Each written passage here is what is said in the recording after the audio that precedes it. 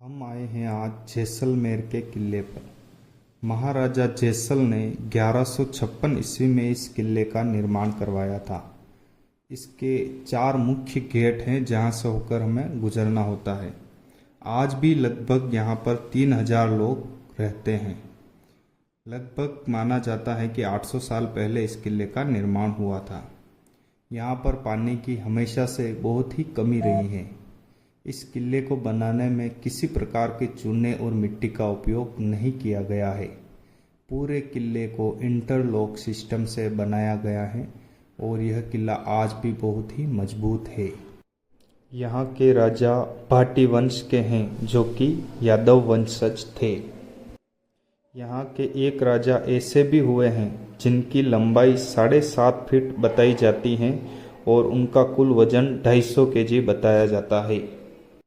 इस क्षेत्र में रेत के टीले बहुत जगह देखने को मिलते हैं, जिस कारण यहाँ पर बहुत ज़्यादा गर्मी रहती है।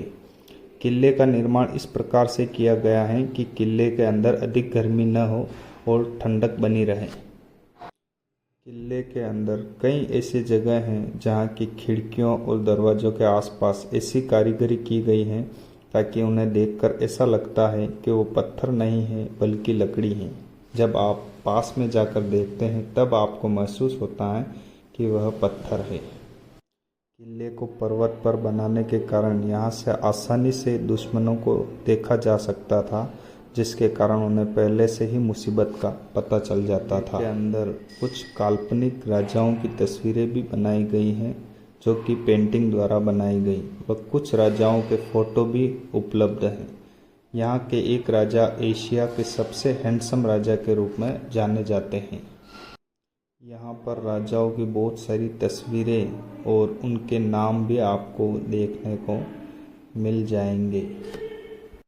यहाँ कुछ खिड़कियों की तस्वीरें देखने को मानो ऐसे मिलती हैं जैसे किसी महिला के झुमके हो।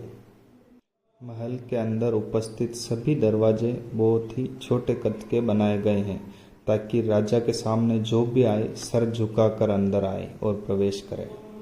राजा के द्वारा सभा करने के लिए अलग से हॉल बनाया गया जहां एक तरफ ब्राह्मण बैठते थे और दूसरी तरफ बाहर के राजपूत बैठते थे। उस समय राजा का पलंग बहुत ही छोटा होता था ताकि कोई दुश्मन उन्हें पलंग के साथ बांध भी दे तब वो पलंग के साथ ही खड़े हो सकें और दुश्मन से लड़ सकें। यह चौक होली खेलने के लिए बनाया गया था। ऊपर से रानियां होली गुलाल डालती थी और नीचे उनकी प्रजा जो कि होली खेलती थी। यह कुछ मूर्तियां हैं जो कल्पना करके कारीगरों द्वारा बनाई गई थी, जिन्हें अभी म्यूजियम के रूप में रखा गया है ताकि आने वाले लोग यहाँ पर उनकी कल्पना को समझ सके और देख सकें।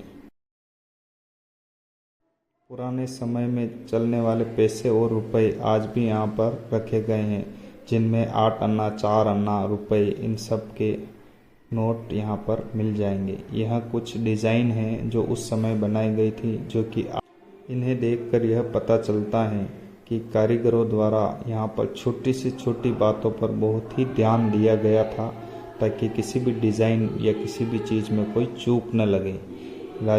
यहाँ संग्रहालय में राजा की कुछ कुर्सियाँ, बेड और उनके कपड़े रखे गए हैं, जिन्हें देखकर हम उनकी लंबाई और वजन का अंदाज़ा लगा सकते हैं।